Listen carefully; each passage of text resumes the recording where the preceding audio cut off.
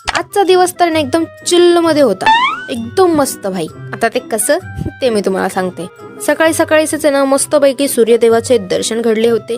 मग आपण निघालो कामाला जाण्यासाठी. पण सरप्राइझिंगली आज ट्रेन मध्ये अजिबात तेवढी गर्दी नव्हती जेवढी रोज असते.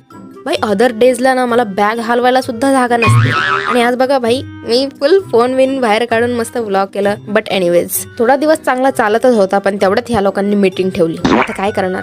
आता ह्या लोकांना थोडे ना सांगू शकणार आहे की बाबा मी ट्रेनमध्ये लटकते, त्याच्यामुळे मग यांना काही सांगितलं नाही. गप्पपणे मीटिंग अटेंड केली आणि मग ट्रेनमधून उतरली. ट्रेनमधून उतरल्यावर पण भाई मला काहीच स्टेशनवर गर्दी भेटली नाही. मी तर एवढी खुश होती ना, म्हटलं भाई आज तर आपल्या सोबत आपला देव सुद्धा आहे. त्याच्यामुळे मी फुल खुश होऊन आपल्या पटकन ऑफिसला गेले आणि तिकडे जाऊन आउटफिट चेक केला. मग लंच ब्रेकला डायरेक्ट व्हिडिओ चालू केला. मस्त भाजी आणली होती. मग मन आणि पोट दोन्ही भरून मस्तपैकी जेवण केलं. ते खाल्लं पिल्लं, काम वगैरे केलं आणि तिथून डायरेक्ट घरी यायच्या वेळेस व्लॉग केला.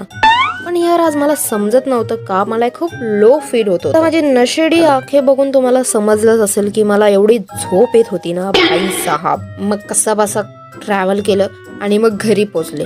तर तेवढंच मला दिसलं, म्हणलं वा भाई वा, आमच्या मनीमाऊचा दर्शन झालं होतं आणि त्या शेतामध्ये बसून मस्तपैकी जलेबी खात होते. जलेबी इथं भाई मी कधी लास्ट टाइम जलेबी खाल्ली ना हे मला आठवत नाहीये. म्हणलं भाई यांचेच मजेत यार. आणि मग हिच्याशी व्हिडिओ कॉलवर बोलता बोलता मला सुद्धा भूक लागलेली, त्याच्यामुळे पटकन जेवायला बसली. आणि जेव्हा मी पहिला घास घेतला भाई साहब, म्हणलं किती भारी वाटतं यार. आजचा दिवस तर एकदम मस्त गेला. त्याच्यामुळे पटकन जेवण करून घेतलं आणि डायरेक्ट झोपून गेली.